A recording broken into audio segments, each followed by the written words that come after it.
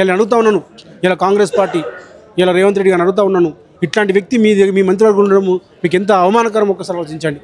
నిసిగ్గుగా మీరు అతన్ని మంత్రివర్గంలో కొనసాగుతున్నారు. మేము రాహుల్ గాంధీ గారిని డిమాండ్ చేస్తూ ఉన్నాం, మీరు ఏ పద్ధతిలో సామాజిక న్యాయం చెప్పి మాట్లాడతారు, ఎవరెంతుంటే అంత మాట్లాడతారు, ఆత్మగౌరవం మాట్లాడతారు. ఇలా అభినవ్ అంబేద్కర్ లాగా ముందుకొచ్చి నేనే అభినవ్ అంబేద్కర్ అని చెప్పేసి మాట్లాడతారు రాహుల్ గాంధీ. ఇలా నీ రాష్ట్రంలో ఏం జరుగుతూ ఉన్నది? ఒక బీసీ బిడ్డని, ఒక యాదవ్ బిడ్డని మూత్రం తాగించే పద్ధతిలో ఇలా ఉన్నటువంటి పరిస్థితి ఉందంటే దీనికి ఇమీడియట్గా మీరు స్పందించాలని చెప్పేసి మేము రాహుల్ గాంధీ గారు డిమాండ్ చేస్తా ఉన్నాం. ఇలా కోమటిరెడ్డి వెంకటరెడ్డి ఒక తాగుబోతు, చదువురాని ఒక దద్దమ్మ, వీడు సిబిఐటి కాలేజీలో ఫస్ట్ బ్యాచ్, వీడు శంకర్ దాదా ఎంబీబీఎస్, వీడు 18 సబ్జెక్టులకి 15 సబ్జెక్టు ఫెయిల్ అయినాడు. సుంట, వీడికి చదువు రాదు, నాలుగు వస్తే అక్షరం రాదు వీనికి.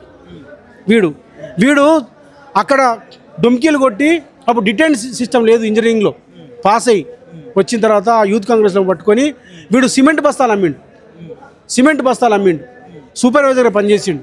వీని కుటుంబం అడక్క తిన్నది. అట్లాంటి వాళ్ళు ఇలా కాంగ్రెస్ పార్టీలో పెట్టుకొని అధికారాన్ని అడ్డం పెట్టుకొని మెల్లమె ఇంతింత వడ్డింత అన్నట్లుగా మెల్లగా ఎమ్మెల్యే మంత్రి అయి ఇవాళ ఏ పద్ధతిలో వ్యవహరిస్తున్నాడు.